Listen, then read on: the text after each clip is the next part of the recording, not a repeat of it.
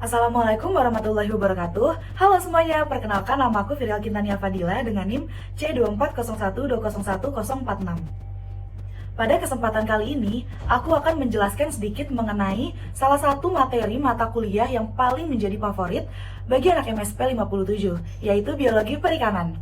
Nah, Biologi Perikanan sendiri ini terbagi menjadi 3 bab utama. Yang pertama yaitu bab pertumbuhan, bab reproduksi, dan bab makanan ikan. Sebelum masuk ke bab-bab tersebut, aku bakal ngasih tahu dulu ke kalian kenapa kita ini harus mempelajari tentang biologi perikanan, terutama bagi anak-anak FPIK. Nah, Indonesia ini kan merupakan negara maritim yang memiliki laut yang luas, yang berarti keberagaman ikan di Indonesia ini sangat tinggi. Selain itu, masyarakat di Indonesia juga memiliki minat yang tinggi untuk mengkonsumsi ikan. Maka dari itu, ikan-ikan di Indonesia ini banyak yang tereksploitasi dan juga ditangkap secara berlebihan atau yang biasa kita kenal dengan overfishing.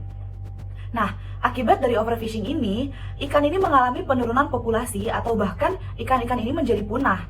Nah, untuk mencegah hal tersebut terjadi, perlu diadakan kajian mengenai pertumbuhan, reproduksi, serta makanan ikan agar ikan-ikan di Indonesia ini tetap terjaga kelestariannya sehingga tidak punah. Nah, sekarang kita akan memasuki bab yang pertama, yaitu bab pertumbuhan. Nah, pada bab pertumbuhan ini, hal pertama yang akan kita pelajari yaitu mengenai distribusi frekuensi panjang, yang dimana distribusi frekuensi panjang ini digunakan untuk mengetahui umur ikan. Yang kedua, ada hubungan panjang dan bobot. Nah, hubungan panjang bobot ini terbagi menjadi 3 kategori. Yang pertama yaitu jika nilainya sama dengan 3, maka artinya pertumbuhan ini termasuk isometrik, yang dimana pola pertumbuhan panjang dan bobotnya sama. Yang kedua, jika nilainya kurang dari 3, maka pertumbuhan tersebut alometrik negatif, yang berarti pola pertumbuhan panjang lebih dominan dibanding pola pertumbuhan bobotnya. Dan yang terakhir, sebaliknya, yaitu ada alometrik positif, yang dimana nilainya lebih dari 3. Nah, hal ini merupakan pola pertumbuhan bobotnya lebih dominan dibanding pola pertumbuhan panjang ikan tersebut. Nah, yang terakhir, ada faktor kondisi, yang dimana faktor kondisi ini merupakan kemontokan pada ikan. Selanjutnya kita akan memasuki bab reproduksi ikan. Nah, pada bab reproduksi ini terbagi lagi menjadi 5 subbab. Subbab pertama yaitu proporsi kelamin. Nah, proporsi kelamin ini merupakan perbandingan antara jumlah ikan jantan dan juga ikan betina pada suatu populasi.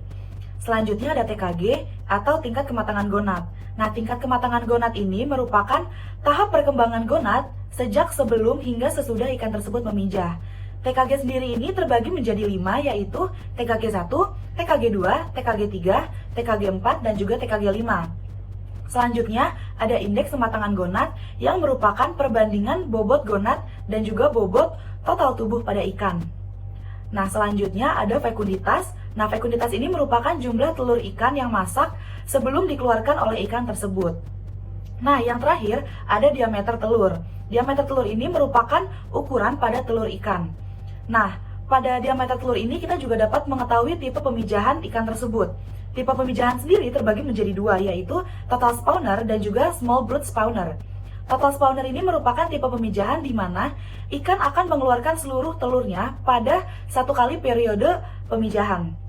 Sedangkan small brood spawner ini merupakan tipe pemijahan di mana ikan akan mengeluarkan telurnya secara bertahap atau beberapa kali dalam satu kali periode pemijahan.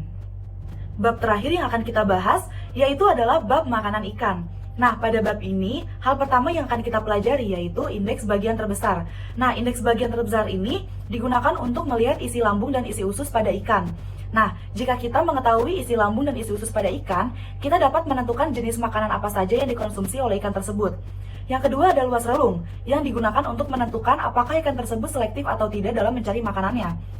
Dan yang selanjutnya ada tumpang tindih, yang dimana nilai tumpang tindih ini berguna untuk menentukan persaingan antara setiap ikan dengan jenis makanan yang sama. Nah, jika nilai tumpang tindihnya tinggi, maka persaingannya juga tinggi. Selanjutnya ada panjang usus relatif, yang digunakan untuk menentukan jenis ikan.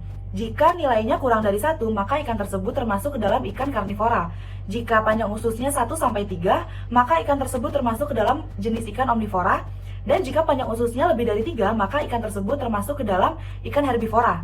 Yang selanjutnya adalah indeks isi lambung, yang dimana indeks isi lambung ini digunakan untuk menentukan komposisi makanan yang dikonsumsi, khususnya untuk jenis makanan makroskopis. Dan yang terakhir adalah hubungan volume makan dengan panjang tubuh. Seperti namanya, hubungan volume makan dan panjang tubuh, yang dimana kita dapat mengetahui nih, misalnya seberapa banyak sih volume makanan yang dikonsumsi oleh ikan tersebut, maka akan mempengaruhi seberapa besar ikan tersebut tumbuh gitu. Nah, sekian dari saya. Cukup penjelasannya, mohon maaf bila terdapat kekurangan. Wassalamualaikum warahmatullahi wabarakatuh. Dadah!